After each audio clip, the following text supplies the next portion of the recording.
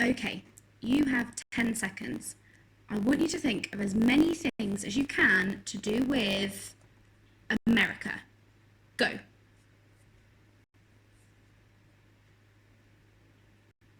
5, 4, 3, 2, 1. Okay, what did you come up with? Perhaps you thought of presidents such as JFK or Donald Trump. Or maybe you thought about some food associated with this country, like hot dogs or waffles. Some of you might have come up with physical geography, like these magnificent waterfalls called Niagara Falls, or Yosemite National Park, which is famous for mountain climbing. Or maybe your head was filled with images of cities like these, New York City and Las Vegas.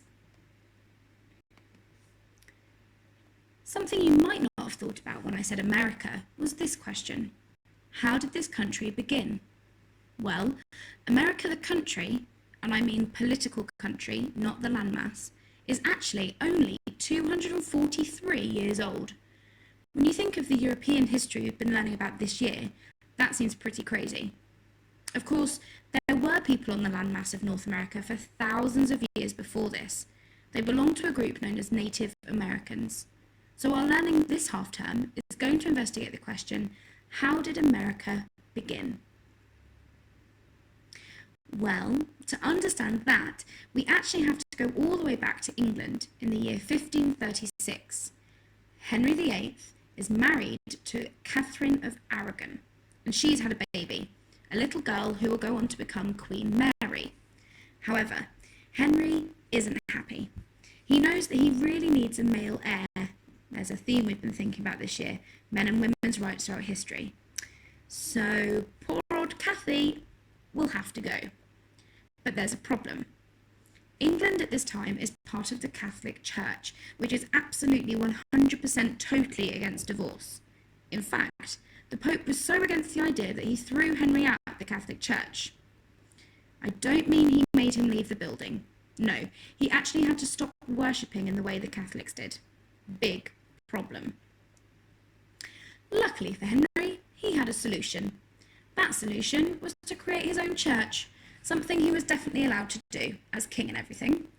And so the Church of England was created. Everyone in England had to do the same. Stop doing things the Catholic way and do exactly as the king, and now the head of the church, said.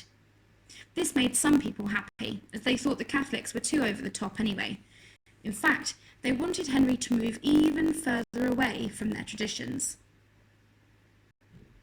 Flash forward now to the year 1603. That little girl, Elizabeth, has grown up, reigned for 45 years and died, leaving behind no heir to the throne. The crown gets passed around a bit until eventually the Tudor dynasty is finished and a new one, the Stuarts, begins. This is King James I of England, and he rules now. Remember those people who wanted the Church of England to be even less like the Catholics? Yeah, they were still around, and they were hoping that this new king would grant their wishes.